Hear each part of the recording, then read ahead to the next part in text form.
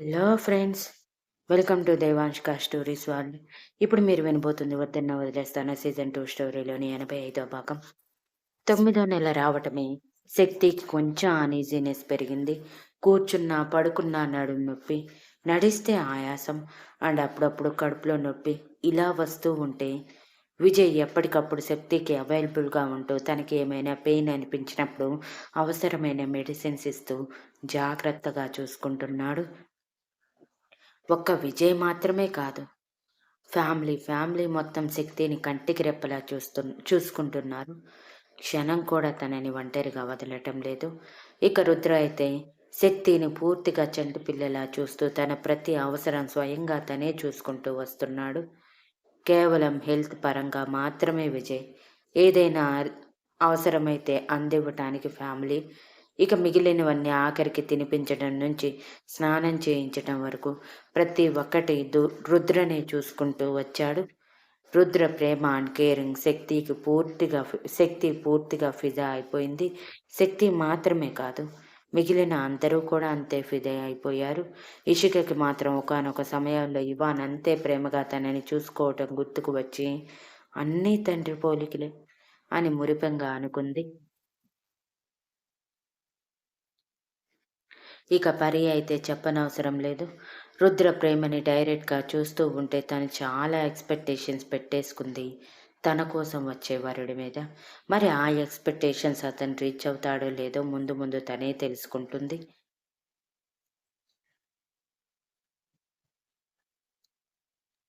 9వ నెల పడిన 15 రోజుల తర్వాత సడెన్‌గా ఒకరోజు ఆఫ్టర్‌నూన్ టైంలో చిన్నగా నొప్పిగా అనిపించింది శక్తికి. ఆ నొప్పి నడుములో అనిపించటంతో డైలీ ఉండే నొప్పనుకొని పెద్దగా పట్టించుకోలేదు. కానీ క్షణానికి నొప్పి ఎక్కువగా అనిపించటంతో గట్టిగా అరిచింది శక్తి.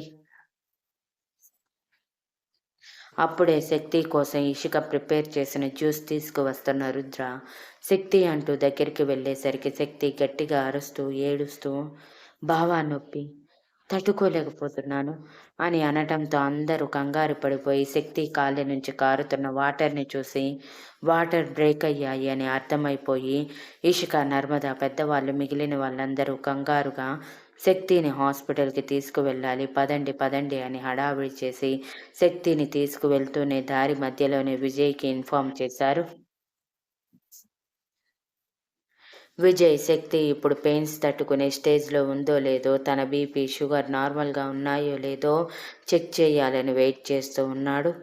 40 మినిట్స్ పట్టే ప్రయాణాన్ని రుద్ర శక్తి అరుపులు, ఏడుపులకి భయపడి జస్ట్ 15 మినిట్స్‌లో కంప్లీట్ చేసి హాస్పిటల్ ముందు కారు ఆపి స్పీడ్‌గా శక్తిని చేతుల్లోకి తీసుకొని స్ట్రెచర్ చూపిస్తున్నా పట్టించుకోకుండా పద అని విజయ్ వైపు గంభీరంగా చూస్తూ చెప్పి విజయ్ ముందు పరుగున వెళ్తూ ఉంటే వెనకే వెళ్తూ లేబర్ రూమ్‌లోకి వెళ్ళి శక్తిని బెడ్ మీద పడుకోబెట్టి, "డోంట్ వర్రీ శక్తి, నువ్విలా ఏడిస్తే ఎలా చెప్పు? మన పాప బయటికి వస్తుంది ఇంకొద్ది క్షణాల్లో. అది మాత్రమే గుర్తుంచుకో. ఇప్పుడు నీకింత పెయిన్ ఉండదు" అని చెప్తూ తెలియకుండానే కళ్ళల్లో నీళ్లు జారేంతలా శక్తి పెయిన్‌ని తను పెయిన్‌గా ఫీల్ అయ్యాడు. వాళ్ళిద్దరిని అలా చూసిన విజయ్ నవ్వుతూ ఇషాన్ బయటికి వెళ్ళు అని అంటే శక్తి కంగారుగా రుద్ర చేతులు గట్టిగా పట్టుకుని ఏడుస్తుంటే రుద్ అది చూసి రుద్ర నేను వెళ్ళను. శక్తిని ఈ పరిస్థితుల్లో ఒంటరిగా వదిలేసి వెళ్ళలేను. ఏదైనా సరే ఇక్కడే నా ఎదురుగా చేయండి అని పంతంగా అనటంతో విజయ్ అసహనంగా ముందు నేను శక్తిని చెక్ చెయ్యాలి. నువ్వు బయటికి వెళ్ళి ఇషాన్ అని శక్తిని చెక్ చేయటానికి రుద్రని బలవంతంగా బయటికి పంపించి శక్తిని చెక్ చేశాడు. ప్రెజెంట్ శక్తి భయంతో ఉండటంతో బీపీ ఫ్లక్చువేట్ అవుతుంది. ఇక షుగర్ నార్మల్‌గా ఉండటంతో శక్తికి ధైర్యం చెప్తూ నీ బీపీ లెవెల్ మారుతుంది శక్తి.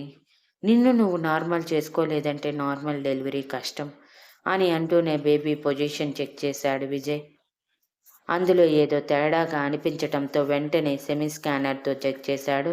అక్కడ ఒక బిడ్డ అడ్డం తిరిగి కనిపించటంతో ఓ మై గాడ్ అనుకుని ఆపరేషన్ థియేటర్ రెడీ చేయమని చెప్పి శక్తికి నొప్పులు తగ్గేలా ఇంజెక్షన్ చేస్తూ బిడ్డ అడ్డం తిరిగింది శక్తి. Operation compulsory. ఇప్పుడు నువ్వు నార్మల్ డెలివరీకి రెడీగా లేవు అని చెప్పి బయటికి వెళ్ళి అదే విషయం చెప్పాడు అందరితో. అందరూ ముందు బాధపడిన శక్తి బేబీ క్షేమంగా ఉంటే చాలు అనుకుని విజయ్ పంపించిన ఫామ్ మీద సైన్ చేసేశారు వెంటనే. సైన్ అవ్వటం ఆలస్యం. విజయ్ శక్తిని ఆపరేషన్ థియేటర్కి మార్చేసి ఆపరేషన్ చేయటానికి వెళ్ళిపోయాడు. కరెక్ట్‌గా 15 నిమిషాల తర్వాత బేబీ ఏడుపు వినిపించింది ఆపరేషన్ థియేటర్ నుంచి అందరికీ.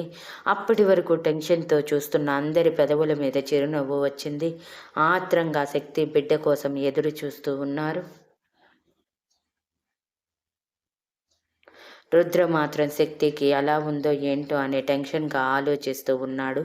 బేబీ బయటికి వచ్చిందన్న ఆనందం పూర్తి స్థాయిలో అనుభవించకుండానే. ఇంతలో నర్స్ బయటికి వచ్చి, "మీకు అమ్మాయి పుట్టింది" అని చెప్పి వెళ్ళిపోయింది.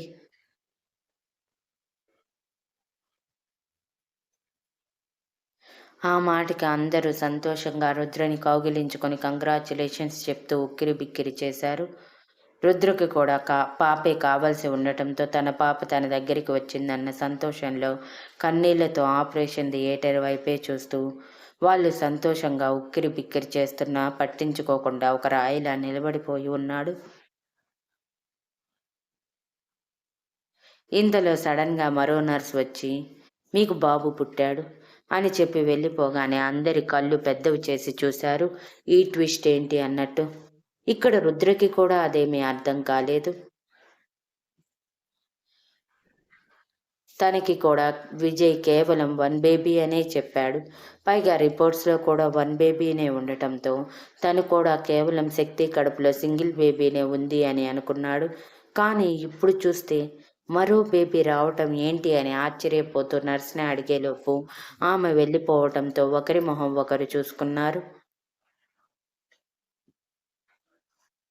మరో పావుగంట తర్వాత బేబీస్ ఇద్దరిని ఒకేసారి క్లీన్ చేసి బయటికి తీసుకువచ్చి ఎవరికి ఇవ్వాలి అని అడిగితే రుద్ర ముందుగా పాపని తీసుకోవాలనుకున్నాడు. కానీ తను కాదు అని ముందుగా పాపని ఆద్య చేతుల్లో పెట్టించాడు.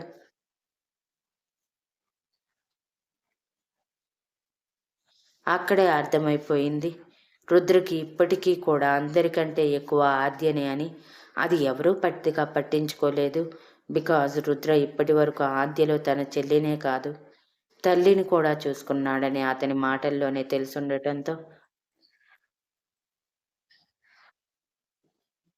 ఆద్య కంగారుగా అన్నయ్య అంటుంటే, "అంటారు కదరా! ముందుగా పుట్టిన పిల్లల్ని మేనత్త ఎత్తుకోవాలి, లేదా మేనమామ ఎత్తుకోవాలని.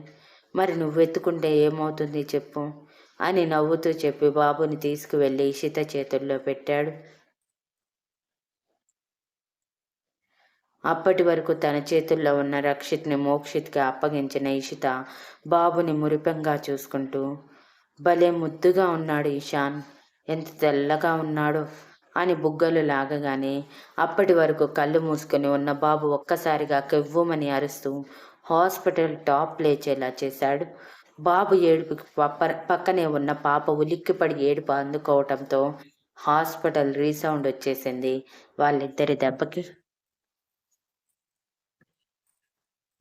వాళ్ళిద్దరి ఏడుపుకి అందరూ కంగారు పడి వాళ్ళ ఏడుపు మానిపించటానికి ట్రై చేస్తున్నా కూడా ఒకరి తర్వాత ఒకరు గలం విప్పుతూ కొంచెం కూడా మేము తగ్గము అన్నట్టు రాగం తీస్తూ ఉంటే అందరికీ చెమటలు పట్టేశాయి వాళ్ళ గొంతులకి.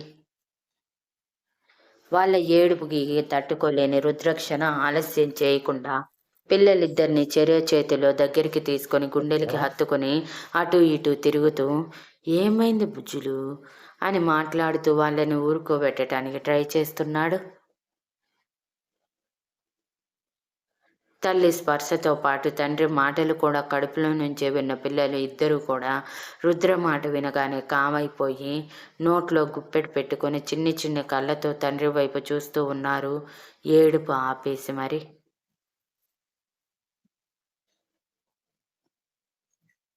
అది చూసి అందరూ ఆశ్చర్యపోయారు. ఒక్క మాటకే పిల్లలిద్దరూ ఏడ్చేవాళ్ళు కాస్త అలా సైలెంట్ అయిపోవటంతో ఇంతలో నర్స్ బయటికి వచ్చి, "ఏమైంది?" అని కంగారుగా అడిగితే, "ఏమీ లేదు. నా భార్యకి ఎలా ఉంది?" అని గంభీరంగా అడిగాడు. "Nothing to worry sir. Present madam health condition స్టేబుల్‌గానే ఉంది. డాక్టర్ విజయ్ చూస్తున్నారు" అని చెప్పి నర్స్ లోపలికి వెళ్తూ, "పిల్లల్ని పీడియాట్రిషియన్ దగ్గర చూపించుకొని రండి. ఈలోపు డాక్టర్ కూడా బయటికి వస్తారు" అని చెప్పి వెళ్ళిపోవడంతో రుద్ర వెంటనే ఈశ్వాన్ని, వేణుని ఇద్దరిని తీసుకుని పీడియాట్రిషియన్ దగ్గరికి వెళ్ళాడు. అప్పుడే పుట్టిన పిల్లలు కావటంతో వెంటనే డాక్టర్ లోపలికి పిలిచి పిల్లల్ని చెక్ చేసి, "అంతా బాగానే ఉంది. కానీ పాప కొంచెం వెయిట్ తక్కువగా ఉంది. సో ఇంక్యుబేటర్‌లో పెడితే బెటరేమో. ఒకసారి ఆలోచించండి" అని చెప్తే, రుద్ర మరో ఆప్షన్ లేదా అని అడిగాడు. "ఎందుకు ఉండదు సార్. బేబీ మదర్ ఫీడింగ్‌కి 1 డేలో ఏమైనా మార్పు వస్తే పర్వాలేదు. లేదంటే మాత్రం పెట్టాల్సి వస్తుందేమో. మరి అంత వెయిట్ తక్కువ కాదు. అలా అని ఉండాల్సినంత వెయిట్ లేదు" అని డాక్టర్ ఎక్స్‌ప్లెయిన్ చేయటంతో, "ఓకే డాక్టర్, మీ ఇష్టం" అని చెప్పి పిల్లలిద్దరిని తీసుకుని వచ్చేసిన రుద్ర పాప విషయంలో కొంచెం బాధేసినా అది పట్టించుకోకుండా అందరి దగ్గరికి వెళ్ళి పిల్లల విషయం చెప్తే, "డోంట్ వరీ ఇషాన్. నీ భార్య పుట్టినప్పుడు కూడా సేమ్ ఇంతే తక్కువ వెయిట్‌తో పుట్టింది. అయినా చూడు ఇప్పుడు ఎలా ఉందో" అని నర్మద అనటంతో రుద్ర నవ్వేసి, "ఈ రోజుల్లో ఇది పెద్ద విషయం కాదులే అత్తయ్య. అడ్వాన్స్డ్ టెక్నాలజీ ఉంది. బేబీ పెరగటం ఈజీనే" అని నవ్వుతూ చెప్పాడు. "హ్మ్" అని అందరూ తలలూపి ఒకరి తర్వాత ఒకరు బాబుని, పాపని చేతులు మార్చుకుంటూ చూసుకుంటూ ఉన్నారు. ఇంతలో రుద్ర వెళ్లి పిల్లల కోసం కావాల్సిన డైపర్స్ నుంచి పాల బాటిల్స్ వరకు ప్రతి ఒక్కటి మర్చిపోకుండా తీసుకువచ్చేశాడు. అప్పుడే విజయ్ తన ఆపరేషన్ కంప్లీట్ చేసుకుని చేతికి గ్లౌజెస్ నుంచి మొహానికి మాస్క్ వరకు తీసేసి బయటికి వచ్చాడు.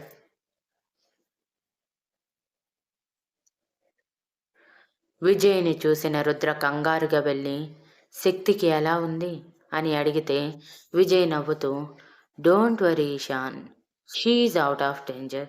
తనని ఒక హాఫ్ అన్ అవర్ తర్వాత స్పెషల్ రూమ్‌కి షిఫ్ట్ చేస్తారు. అప్పుడు అందరూ చూడొచ్చు" అని నవ్వుతూ చెప్పగానే ఇవాన్ ముందుకు వచ్చి, "అది పక్కన పెట్టు విజయ్. శక్తికి ట్విన్స్ అని ఎవరితో ఎందుకు చెప్పలేదు?" అని సీరియస్‌గా అడిగాడు. అందరికీ ఆ విషయంలో కోపం ఉంటుందని ముందుగానే అర్థం చేసుకున్న విజయ్ చిరునవ్వుతోనే అందరినీ ఫేస్ చేస్తూ, "ఎందుకంటే ఈ విషయం చెప్తే మీరింకా కంగారు పడతారు. ఒక్క బేబీ కోసమే మీరెంత కేర్ తీసుకున్నారో నేను చూస్తూనే ఉన్నాను. థర్డ్ మంత్‌లో నాకు తెలిసింది శక్తికి ట్విన్స్ అని. అది కూడా తను తీసుకున్న స్ట్రెస్ వల్ల ట్విన్స్‌గా మారింది. ట్విన్స్ అని చెప్తే మీరు ఇంకా భయపడతారని చెప్పకుండా ట్రీట్ చేస్తూ వచ్చాను. అందుకే డైలీ శక్తిని చెక్ చేయటం, తనకి కావాల్సిన మందులు దగ్గరుండి ఇవ్వటం, ఎక్సర్‌సైజెస్ చేయించాను. కానీ ఒక్కటే నా గుడ్ లక్ ఏంటంటే శక్తికి స్టమక్ పెద్దగా పెరగలేదు.